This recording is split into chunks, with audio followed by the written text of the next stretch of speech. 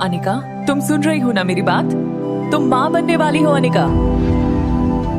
Doctor के ये शब्द सुनते ही 18 साल की अनिका की कमजोर आंखें एकदम से चौड़ी हो गई। वो समझ नहीं पा रही थी कि वो आखिर प्रेग्नेंट कैसे हो सकती है। अभी तो उसकी शादी को 24 घंटे भी पूरे नहीं हुए थे और ना तो किसी लड़के ने आज तक उसे छुआ था।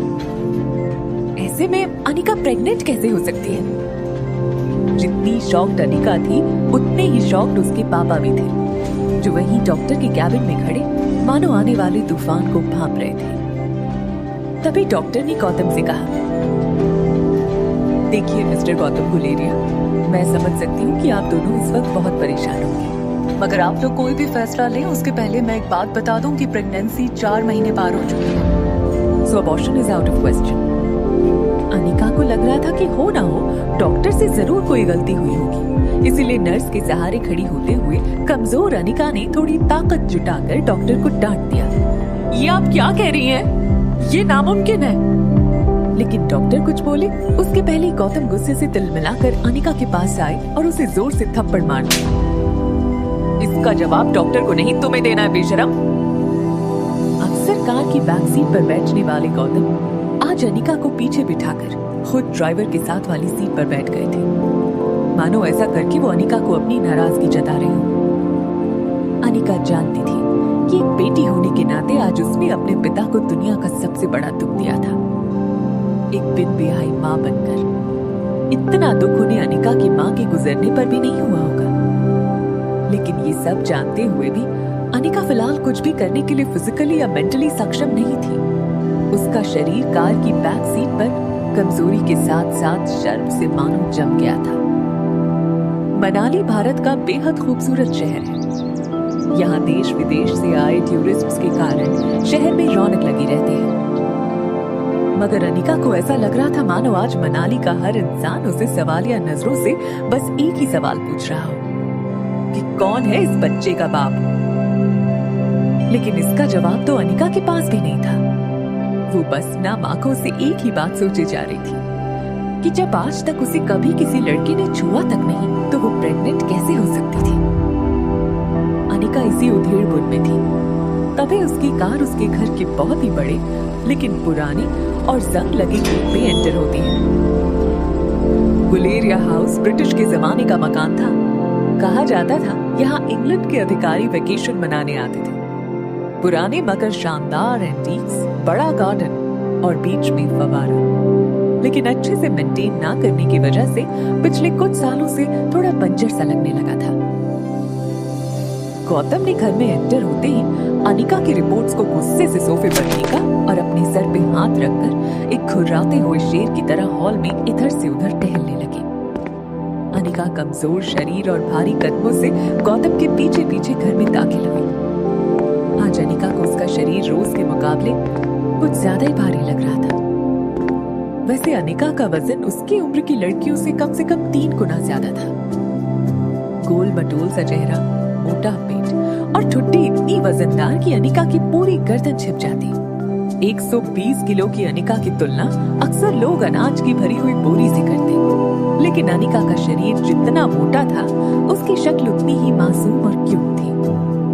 चेहरे के दोनों तरफ एक एक रसगुल्ला लगाया हो वैसे नरम मुलायम सफेद गाल। ठंड की वजह से हमेशा लाल रहती उसकी नाक और पूरे जहां की मासूमियत को समेट कर बनाई गई हो वैसे उसकी 2 आंखें। लेकिन आज तक किसी को उसका मासूम चेहरा नहीं दिखा था तो बस उसका शरीर बेडोल और निराकार। बिन माँ की बच्ची अनिका को आज सबसे ज्यादा जरूरत थी तो उसके पापा के इमोशनल सपोर्ट की। इसलिए अनिका नाम आंखों से गौतम की तरफ बढ़ी ही थी कि तभी गौतम भारी पहाड़ी आवाज में उस पर गरज पड़े। मुश्किल से एक मौका मिला था हमें हमारी जिंदगी को थोड़ा बेहतर बनाने का। नसीब वाली थी तुम जो डोगरा खानदान के इकलौते वारिस कुणाल डोगरा से तुम्हारी शादी हुई थी। डू यू नो कितने पावरफुल हैं वो लोग? मनाली का सबसे पावरफुल खानदान डोगरास। हमारे सारे कर्ज, पेंडिंग कोर्ट केस, हमारी हर तकलीफ से हमें बाहर निकाला था उन लोगों ने। लेकिन शादी के 24 घंटे में ही तुमने हमारी जिंदगी वापस जहन्नुम बना दी। उनको तुम्हारे इस कारनामे के बारे में पता चलेगा तो पता नहीं क्या होगा। और तुम्हारी छोटी बहन कामिनी, उसके साथ कौन शादी करेगा? भले ही वो तुम्हारी सौतेली बहन हो, लेकिन तुम्हारे इस कारनामे की वजह से उसकी भी तो बदनामी होगी। नहीं नहीं, जब तक ये मामला खत्म नहीं हो जाता तब तक मैं तुम्हारी छोटी बहन कामिनी को और तुम्हारी नई माँ मनीषा को उसके भाई के घर भेज दूंगा। लेकिन आज नहीं तो कल सबको पता चल ही जाएगा। ये बोलते हुए गौतम अपना सर पकड़कर सोफे पर बैठ गए थे। अब उनकी आवाज में गुस्सा कम और डर ज्यादा सुनाई दे रहा था, लेकिन गौतम के आंसू मानो करारे शब्द में बदलकर उसके मुंह से निकल रहे थे। तेरा पति कुणाल तो शादी करते ही 1 घंटे के अंदर ही शहर चला गया था। अब इस प्रेगनेंसी के बारे में जब तेरे ससुराल वालों को पता चलेगा तो भगवान जाने वो लोग क्या करेंगे। समाज में इज्जत तो उछलेगी, मगर हम फिर से उसी दलदल में फंस जाएंगे जहां से निकाल कर लाए थे वो लोग हमें। काश तुम भी अपनी माँ के साथ ही। अनिका वो सुन चुकी थी जो गौतम कहते कहते रुक गया था। अनिका को कड़वे शब्द सुनने की आदत तो थी ही, मगर आज सवाल उठा था उसके चरित्र पर, उसकी पवित्रता पर। अनिका इस चक्रव्यूह से जल्द बाहर निकलना चाहती थी, मगर उसे कुछ समझ नहीं आ रहा था कि वो क्या करे। वो सोच रही थी कि जो कुछ भी हो रहा है, अगर वो झूठ था तो फिर उसके पेट में सांस लेने को उत्सुक ये सच क्या था। अगले दिन गौतम ने घर में लगे सारे सीसीटीवी कैमरे के पिछले 5 महीने की फुटेज मंगवाई और बारीकी से देखने के बाद वो ये जानकर हैरान हो गया था कि पिछले 5 महीनों से छोटी मोटी बीमारी के चलते अनिका घर के बाहर कहीं गई ही नहीं थी। ये देखकर गौतम का गुस्सा अब आश्चर्य में बदल गया था। उसको इतना तो समझ में आ गया था कि कहीं कुछ तो गड़बड़ थी, लेकिन उससे कहीं ज्यादा उसे ये चिंता थी कि अब डोगरा खानदान क्या करेगा। जल्दी अनिका की देखभाल के लिए एक नर्स रखी गई। लगातार देखभाल और दवाइयों से अनिका की तबीयत में सुधार आ रहा था, लेकिन साथ ही उसे ये बात रोमांचित कर रही थी कि उसके अंदर एक नन्हा सजीव सांस ले रहा था। अनिका की उम्र भले ही कच्ची हो, मगर उसके अंदर की एक माँ जल्द ही जन्म लेने को उत्सुक थी। उसकी जिंदगी में आखिरकार वो आने वाला था जो सिर्फ और सिर्फ उसका होगा। और 4 महीने बीत चुके थे। अनिका अपनी प्रेगनेंसी में लगभग सब कुछ भूल चुकी थी। ना वो किसी से मिलती, ना कोई उससे मिलता। सिर्फ वो अपने अंदर पनप रही उस नन्ही सी जान से बात करती रहती। ऐसे में एक दिन अनिका पाइप से अपने घर के बाहर के गार्डन में पानी छिड़क रही थी। तभी अचानक उसने अपने पैरों के नीचे कुछ हलचल महसूस की। वो कुछ समझ पाती उसके पहले उसके घर के मेन गेट से एक स्पोर्ट्स बाइक अंदर आई। मशीन गन से जैसे गोलियां निकलती हैं, वैसे बाइक की आवाज सुनकर ऐसा लगा मानो बॉर्डर पर जंग शुरू हो गई हो। बाइक की आवाज सुनकर अनिका ने पानी का पाइप छोड़ दोनों हाथों से अपना पेट पकड़ लिया, जैसे अपने डरे हुए बच्चे को आंचल में छुपा रही हो। बाइक आकर बंगले की सीढ़ियों के पास रुकी। Leather shoes, tight jeans, dark blue T shirt और चेहरे पर लगे पीले चश्मे के आर पार लड़के की गहरी लाल आंखें साफ दिखाई दे रही थी। अनिका ने जैसे इस लड़के को देखा, उसकी धड़कन मानो डर और टेंशन से तेज हो गई। ये लड़का और कोई नहीं बल्कि अनिका का पति कुणाल डोगरा था। 21 साल का कुणाल अपनी नजर अनिका पर गड़ाए हुए बड़े ही स्टाइल के साथ बाइक से उतरा और अनिका की तरफ धीरे धीरे आगे बढ़ने लगा। अनिका और कुणाल दोनों एक दूसरे को देखे जा रहे थे। कुणाल की शादी अनिका से भले ही उसकी मर्जी के खिलाफ करवाई गई थी, लेकिन अपनी बीवी की कोख में किसी और का बच्चा देखना कोई भी मर्द शायद बर्दाश्त न कर पाए। कुणाल शादी के बाद मंडप से सीधा दिल्ली अपनी कॉलेज की पढ़ाई पूरी करने चला गया था और वहीं पहुंचकर शादी के दूसरे दिन उसे अनिका की प्रेगनेंसी की खबर मिली थी। अनिका उस दिन से लगभग रोज सोचती कि जिस दिन उसका सामना कुणाल से होगा, उस दिन पता नहीं वो कैसे रिएक्ट करेगा। आज जब कुणाल उसके सामने आ रहा था, तब पता नहीं क्यों निर्दोष होने के बावजूद डर और शर्म के मारे अनिका को एक अजीब सी बेचैनी महसूस होने लगी थी।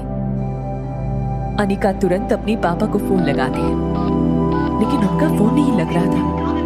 कुणाल को अपनी ओर बढ़ता देख अनिका की घबराहट इतनी बढ़ गई थी कि वो डर के मारे बड़बड़ाने लगी। वो पापा तो नहीं है घर पे। ऐसे में कुणाल अनिका के सामने आकर एरोगेंस से खड़ा था। वो अनिका को ऊपर से नीचे तक देख रहा था। सूजा हुआ चेहरा, 8 महीने की प्रेगनेंसी वाला मोटा पेट, गद्दी जैसे मोटे हाथ और पांव। प्रेगनेंसी की वजह से अनिका पहले से भी ज्यादा मोटी नजर आ रही थी। अनिका को देखकर कुणाल ने अपने होठों को दबाया और एक गहरी सांस लेकर जोर से जमीन पर थूक दिया। ये देखते ही अनिका की कमजोरी मानो अचानक से वापस आ गई हो। वो ठीक से अपने पैरों पर खड़ी नहीं हो पा रही थी, मानो जैसे उसे खुद का बोझ लग रहा हो। कुणाल गुस्से में घूरते हुए जैसे जैसे आगे बढ़ रहा था, वैसे वैसे अनिका एक डरे सहमे मेमने की तरह घबरा कर पीछे होती जा रही थी। ऐसा लग रहा था मानो कुणाल के नुकीले लेदर शूज किसी भी वक्त अनिका के नंगे मुलायम पांव को कुचल देंगे। तभी मेन गेट से गौतम की कार अंदर आकर रुकी।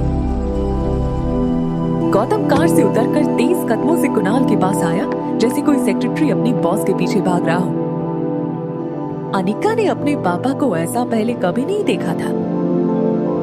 गौतम कुणाल के पास आकर उसको कहता है, अरे कुणाल बेटा, आज अचानक से तुमने फोन किया कि तुम आ रहे हो। तुम्हारी कॉलेज में छुट्टियां शुरू हो गई क्या? कुणाल ने गुर्रा कर कहा, पूरे 4 महीने बाद आया हूं। ऐसा बोलकर अपने दामाद को वेलकम करोगे आप? वैसे काफी कुछ बदल गया है यहाँ पे।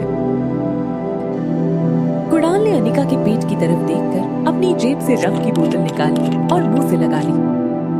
वो आया तब से उसकी नजर अनिका के पेट पर ही जमी हुई थी।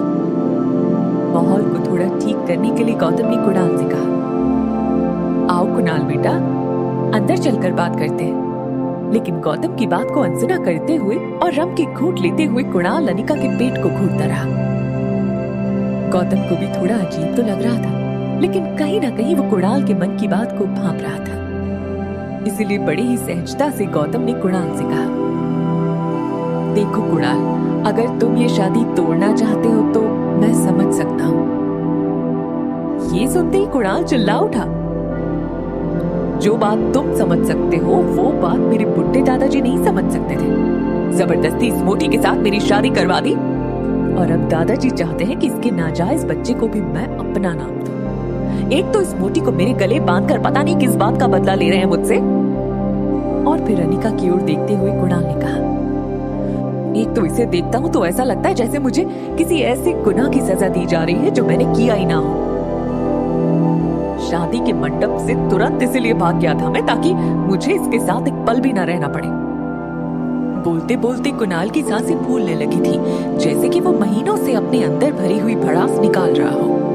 अनिका और गौतम दोनों ही कुणाल की बात सुनकर ऐसा महसूस कर रहे थे जैसे अभी के अभी ये धरती फट जाए और दोनों बाप बेटी उसके अंदर समा जाए। कुणाल का आक्रोश अपनी चरम सीमा पर था। अब भी कोई कसर बाकी रह गई है वैसे? उसने अनिका की तरफ इशारा करते हुए आगे कहा, देखो इस बेशरम लड़की को, शादी के फेरे लेते वक्त पेट में किसी और का बच्चा लिए घूम रही थी और इतना होने के बाद भी आज मेरे सामने ऐसे बेशर्मों की तरह खड़ी है। क्या लगा तुझे कि मैं तेरे इस बच्चे को मेरा नाम दे दूंगा?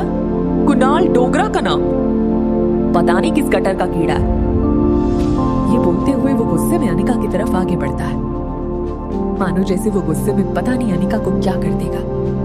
लेकिन तभी शराब की वजह से कुणाल के पैर लड़खड़ाए और वो अपना बैलेंस खो बैठा। लेकिन तुरंत गौतम ने आगे आकर कुणाल को पकड़कर संभाल लिया। अनिका कुणाल की बातें सुनकर जितना ज्यादा हर्ट थी, उतनी ही ज्यादा गुस्से में भी थी।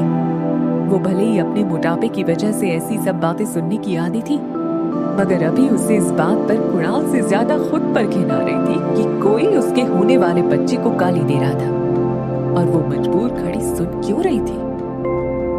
बच्चे का ख्याल आते ही न जाने कैसे अचानक अनिका के अंदर अजीब सी हिम्मत आ गई और बिना कुछ सोचे वो बोल पड़ी, मैं इस शादी को नहीं मानती। ये सुनकर गौतम और कुणाल दोनों शॉक थे। कुणाल सोच रहा था कि कल की आई पिद्दी सी लड़की में इतनी हिम्मत कहां से आ गई कि वो मेरे यानी कुणाल डोगरा के सामने ऐसे बोले। लेकिन इसके पहले कि वो कुछ रिएक्ट कर पाता, गौतम ने बात को संभालते हुए कुणाल से कहा कि इस वक्त अनिका की तबीयत ठीक नहीं है, इसलिए तुम उसकी बातों पर ध्यान मत दो। और रहा सवाल बच्चे का, तो उसके पैदा होते ही उसे अनिका से हमेशा के लिए अलग कर दिया जाएगा, मेरा यकीन करो। अपने पिता की ये बात सुनकर अनिका को ऐसा लगा जैसे किसी बड़े से ट्रक ने उसे पीछे से टक्कर दे मारी हो और वो जिंदगी और मौत के बीच जूझ रही हो। टेंशन में अनिका की सांसें फूलने लगी और एक पल के लिए वो सांस लेना चूक गई। ठीक उसी पल में अचानक से अनिका के पेट में जोरों से दर्द शुरू हो गया। दर्द के मारे अनिका एक झटके से अपने पीठ के बल गिरी और ओझल होती आंखों से उसने देखा कि गौतम दौड़कर उसके पास आ रहा था। गौतम ने हड़बड़ी में फोन करके एम्बुलेंस को बुला लिया था, लेकिन ये सब देखने के बावजूद कुणाल वहीं खड़ा बेशर्म और बेरहम बनकर रम के घूंट मार रहा था, मानो उसे किसी भी चीज से कोई फर्क नहीं पड़ रहा हो। शाम की मध्यम रोशनी अनिका के सामने धुंधली हो रही थी। उसे बस एक छोटी बच्ची की आवाज सुनाई दे रही थी, मम्मी मम्मी उठो मम्मी। देखते ही देखते आज 6 साल बीत चुके थे, लेकिन आज भी वही आवाज अनिका के कानों में गूंज रही थी, मम्मी मम्मी उठो मम्मी, प्लेन लैंड होने वाला है। फ्लाइट के बिजनेस क्लास की आरामदायक सीट पे सोई अनिका की आंखें झटके से खुली और सामने थी उसकी 6 साल की बेटी रिया।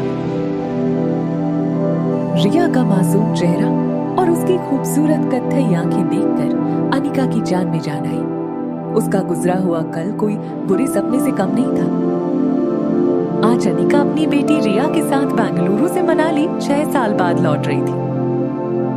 रिया ने अपना गेमिंग टैबलेट माँ के पर्स में रखते हुए बड़े प्यार से अनिका से पूछा, मॉम क्या हम मेरे डैड को ढूंढने मनाली जा रहे हैं? लेकिन अनिका ने बड़े ही सरल तरीके से उसे समझाया, मैंने तुम्हें कितनी बार कहा है तुम्हारी कोई डैड नहीं है। इस पर रिया जवाब देते हुए कहती है, ओह कम ऑन मॉम, स्कूल में हमें टीचर कहती है कि हर बच्चे के माँ बाप होते हैं। अब मेरे गेमिंग वर्ल्ड के कैरेक्टर्स की तरह मैं किसी दूसरी दुनिया से तो आई नहीं हूँ ना, तो ऑब्वियसली मेरे पापा भी तो होंगे, या किसी जादूगर ने मुझे अपनी हार्ट में से बाहर निकाला है।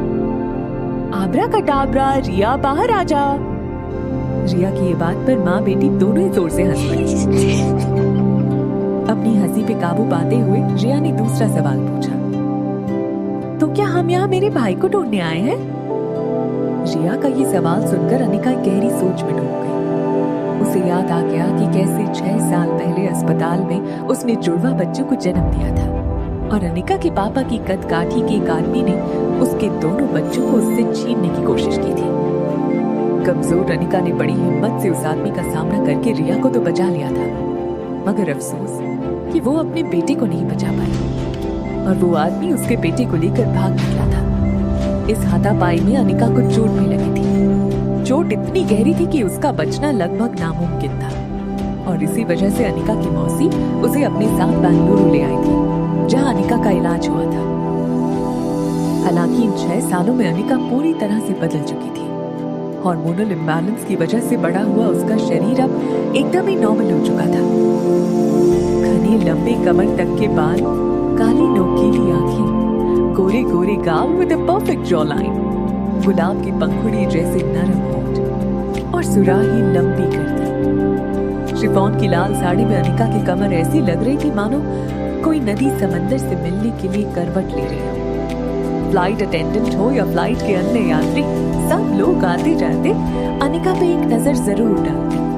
मासूमियत से सवाल कर रही रिया को ये नहीं पता था कि अनिका के मनाली लौटने का मुख्य कारण ये था कि पिछले 6 सालों में कुणाल के दादाजी किसी भी हालत में अनिका और कुणाल की शादी तोड़ने की मंजूरी नहीं दे रहे थे। लेकिन 6 साल बाद आखिरकार कुणाल की जिद के आगे उन्हें झुकना पड़ा और वो ये शादी तोड़ने के लिए राजी हो गए। मनाली वापस जाकर वो डिवोर्स पेपर्स पर साइन करने के साथ साथ अपने खोए हुए बेटे को भी ढूंढना चाहती थी। थोड़ी देर में फ्लाइट ने लैंड किया। मनाली की जमीन पर कदम रखते ही न जाने क्यों अनिका की बाईं आंख फड़कने लगी। उसे ऐसा लगा कि आगे जरूर कुछ बुरा होने वाला था। वो ये सोचकर लगेज काउंटर की तरफ बढ़ ही रही थी कि तभी उसकी नजर पीछे की तरफ पड़ी, जहां फ्लाइट के सभी यात्री मुस्कुराकर उसी को देखते हुए आगे बढ़े जा रहे थे, मानो सब उसकी खूबसूरती में गुम होकर उसके पीछे पीछे चले आ रहे हो। अनिका थोड़ी कॉन्शियस होकर और रिया को संभालते हुए फटाफट आगे चलने लगी। लगेज काउंटर पर से जैसे ही अनिका अपना लगेज लेने के लिए झुकी, फटाक से 3 और लोग भाग कर आए और उसका लगेज उठाकर अनिका को देने लगे, मानो सब इसी बहाने अनिका से बात करने की कोशिश करना चाहते हो। अनिका चुपचाप अपना लगेज ट्रॉली पर डालकर और रिया का हाथ पकड़कर एयरपोर्ट के बाहर की तरफ निकलने लगी। तभी उसके फोन पर उसके पापा गौतम का फोन आया। अनिका के फोन उठाते ही गौतम ने बिना कोई खैर खबर पूछे अनिका से कहा, कुणाल तुम्हें लेने एयरपोर्ट आ रहा है, उसके साथ सीधे घर आ जाना। यहाँ तुम्हें 2 पेपर साइन करने हैं, एक डिवोर्स पेपर्स और दूसरे वो। इतना कहकर गौतम अटक गया और फिर सोचकर आगे कहा कि खैर तुम घर आओ, मैं तुम्हें सब बताता हूँ। अनिका ने भी बिना कुछ कहे फोन काट दिया। जैसा कि गौतम ने कहा था, कुणाल एयरपोर्ट के बाहर बड़ी ही बेसब्री से अनिका का वेट करते हुए खड़ा था। 6 सालों में कुणाल भी काफी बदल चुका था। अब वो एक स्टूडेंट नहीं बल्कि एक बिजनेसमैन था। डार्क ब्राउन कलर का कड़क सूट, शार्पली कटे हुए और जेल से सेट किए हुए बाल और ट्रिम की हुई दाढ़ी में कुणाल की पर्सनालिटी तो निखर रही थी, मगर उसके तेवर अब भी वही थे, रूड और एरोगेंस से भरपूर। वो तो कनिका का इंतजार भी सिर्फ इसलिए कर रहा था क्योंकि उसे जल्द से जल्द कनिका से मुक्ति चाहिए थी। कुणाल ने एक पैर जमीन पर तो दूसरा पैर रेलिंग पर टिकाया हुआ था, जिसे वो कॉन्स्टेंटली हिला रहा था। एग्जिट डोर की तरफ देखते हुए कुणाल ने बड़ी ही बेसब्री से अपने ड्राइवर से कहा, आज तक इस दुनिया में किसी आदमी को डिवोर्स मिलने की इतनी ज्यादा खुशी नहीं हुई होगी। किसी भी कीमत पर आज ही उस मोटी से मैं डिवोर्स पेपर्स पर साइन करवा लूंगा। कुणाल के ड्राइवर राजू ने बीड़ी फूंकते हुए कहा, आप फिक्र मत कीजिए, आज सुबह सुबह ही मैं माता के दर्शन करके निकला हूँ। मैंने भगवान से प्रार्थना की है कि आज आपकी 6 सालों पुरानी ये मनोकामना पूरी हो। आज आपके पेपर साइन हो ही जाएंगे। ये सुनकर कुणाल ने बड़े ही कटीले अंदाज में कहा, अब सिर्फ डिवोर्स नहीं चाहिए, अनिका की कंपनी भी तो चाहिए जो उसकी मरी हुई माँ उसके नाम करके गई थी। राजू, जिसने अपने हाथ में अनिका के नाम का बोर्ड पकड़ा हुआ है, वो उस बोर्ड को सीधा करते हुए कहता है, अरे वो फैक्ट्री भी मिल जाएगी, फिक्र नॉट। तभी कुणाल के दिमाग में कुछ आता है और वो ड्राइवर से कहता है, अच्छा सुन, उसको देखते ही हमेशा मेरा मूड ऑफ हो जाता है और आज इतने अच्छे दिन पर मैं अपना मूड खराब नहीं करना चाहता, इसलिए मैं उल्टा घूम के खड़ा हो जाता हूँ, ठीक है? तूने भले ही उसे ना देखा हो, लेकिन तेरे हाथ में उसके नाम का बोर्ड देखकर वो तेरे पास आ ही जाएगी। कुणाल आलस लेते हुए उल्टा घूमने ही वाला होता है कि तभी अचानक उसकी नजर एयरपोर्ट के दरवाजे पर पड़ी और कुछ देखकर उसकी नजर और कमर वहीं अटक गई। कुणाल ने एयरपोर्ट से बाहर आते हुए एक लड़की को देखा तो वो देखता ही रह गया, मानो जैसे उसने आज से पहले किसी खूबसूरत लड़की को देखा ही ना हो। उस लड़की को देखकर कुणाल के मुंह से निकल ही जाता है कि यार, इतनी खूबसूरत लड़की तो मनाली में कभी दिखी ही नहीं। ड्राइवर राजू ने भी उसकी बात में हामी भरी। कुणाल बिना वक्त गवाए रेलिंग कूदकर उस लड़की की ओर दौड़ पड़ा और अचानक से वो उस लड़की के सामने आकर खड़ा हो गया और उसका रास्ता रोक लिया। ये खूबसूरत लड़की और कोई नहीं बल्कि अनिका थी। कुणाल इस बात से बिल्कुल अनजान था। अचानक कुणाल को अपने सामने देखकर अनिका हैरान थी। उसे एक ही पल में वो सब कुछ याद आ गया जो वो हमेशा से भूलना चाहती थी। अनिका एक पल के लिए सहम गई और उसको लगा कि कहीं पहले की तरह कुणाल फिर से उसकी इंसल्ट न कर दे, और इसीलिए अनिका सीधा कुणाल को थप्पड़ जड़ देना चाहती थी। मगर वो अपनी बेटी रिया के सामने कोई तमाशा नहीं करना चाहती थी। और तभी अचानक कुणाल बोल पड़ा, हेलो मिस गॉर्जियस, आप मनाली में पहली बार आई लगती है, क्योंकि अगर पहले आई होती तो ये तो पॉसिबल नहीं है कि अब तक आप मेरी नजरों से अननोटिस्ड रहती। अनिका को पहले तो कुछ समझ में नहीं आया, लेकिन अगले ही पल वो समझ गई कि कुणाल उसे पहचान नहीं पाया था। अनिका ने रिया की तरफ देखा तो वो अपने टैब में वीडियो गेम खेलने में मस्त थी, और क्योंकि उसने हेडफोन पहने थे उसे आसपास की कोई बात सुनाई नहीं दे रही थी। ये देखकर अनिका को राहत मिली। अनिका कुणाल की बात को अवॉइड करते हुए वहां से साइड होकर टैक्सी को आवाज देने लगी। Taxi, taxi. अनिका नहीं चाहती थी कि कुणाल उसे पहचाने, लेकिन कुणाल भी हार मानने वालों में से थोड़ी था। कुणाल ने उसकी तरफ भागकर फिर से उसका रास्ता रोक दिया। अरे अरे, टैक्सी की क्या जरूरत है? मैं अपनी गाड़ी में आपको जहाँ चाहे छोड़ देता हूँ ना। और एक मिनट, ये नन्ही गुड़िया कौन है? ये कहते हुए उसने रिया की तरफ इशारा किया और उसके गाल पर हाथ फिराया। लेकिन रिया जब टैब पर गेम खेल रही थी तब उसे कोई डिस्टर्ब करे वो उसे बिल्कुल अच्छा नहीं लगता, इसलिए टैब से बिना ऊपर देखे उसने अपना गाल झटक लिया। ऐसा करने में रिया के कान से हेडफोन नीचे की तरफ स्लाइड होकर गिर के उसके कंधे पर आ गए थे, लेकिन अभी भी उसका ध्यान वीडियो गेम खेलने में ही था। अनिका टैक्सी ढूंढने में बिजी हो गई, लेकिन कुणाल पीछे पीछे आकर उससे एक नहीं तो दूसरे तरीके से बात करने की कोशिश करता रहा। ओह, समझ गया, ये आपकी छोटी बहन है ना? ये सुनकर रिया जोर जोर से हंस पड़ी। तभी कुणाल को वापस गौतम का फोन आया। कुणाल ने जैसे ही फोन उठाया, गौतम ने पूछा, क्या तुम्हें अनिका दिखी? कुणाल ने बड़ा ही तीखा जवाब देते हुए कहा, ना दिखने के लिए आपकी बेटी कोई सुई तो है नहीं। जब वो गेट से बाहर आएगी तो सिर्फ वो ही दिखेगी, बल्कि उसके पीछे खड़े लोग भी दिखना बंद हो जाएंगे। हाँ। और वो रूडली फोन काट देता है। कुणाल की बात सुनकर अनिका को अंदाजा हो गया था कि वो पक्का उसी के बारे में बात कर रहा था। अनिका को कुणाल पर बहुत ही ज्यादा गुस्सा आ रहा था, लेकिन उसे बस अब जल्दी से टैक्सी चाहिए थी। वो पूरे जोश और गुस्से के साथ जोर से चिल्लाई, टैक्सी!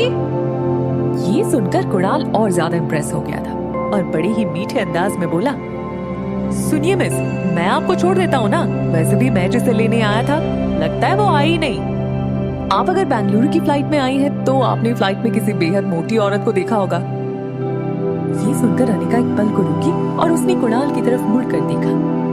कुणाल आगे कहता है, दरअसल 6 साल पहले वो 120 किलो की थी और अब 6 साल में तो उसने पक्का डबल सेंचुरी पार कर ही ली होगी। अनिका बिना कुछ बोले कुणाल की बातें सुनकर सोच रही है कि पता नहीं क्या क्या सोच रहा है वो उसके बारे में।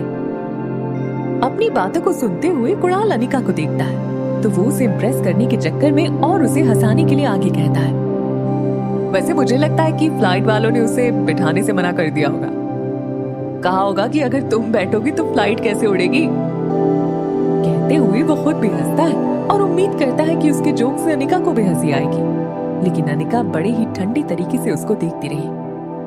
अनिका को हंसता हुआ ना देखकर कुणाल ने भी अपनी हंसी को रोका और बोला, अजी छोड़िए, मैं भी किसकी बातें लेकर बैठ गया। कहाँ आप और कहाँ वो। तभी एक टैक्सी अनिका के पास आकर रुक गई। दूसरी तरफ पीछे से कुणाल का ड्राइवर हाथ में अनिका गुलेरिया का बोर्ड लेकर दौड़ा चला आ रहा था। वो आकर कुणाल के बाजू में खड़ा हो गया, मानो वो कुणाल को कुछ बताने आया हो। अनिका ने जल्दी जल्दी में रिया को टैक्सी में बिठाया और खुद जब टैक्सी में बैठने जा रही थी तब कुणाल ने थोड़ा मायूस होते हुए कहा, वैसे आपको मनाली में किसी भी चीज की जरूरत हो तो सिर्फ एक ही नाम याद रखिएगा, कुणाल डोगरा। किसी से भी मेरा नाम पूछिएगा, मेरे घर तक छोड़ जाएगा आपको। टैक्सी वहां से निकलने ही वाली थी कि तभी कुणाल ने टैक्सी रोकी और विंडो के पास झुककर बड़े ही फ्लर्टियस अंदाज में कहा, अरे मिस आप नाम तो बताती जाओ। ये सुनकर अनिका ने कुणाल को देखते हुए अपनी आंखों से काला चश्मा निकाला और बड़े ही तेज और कटीली नजर से कुणाल को देखते हुए बिना किसी भी हाव भाव से धीरे से कहा, अनिका गुलेरिया।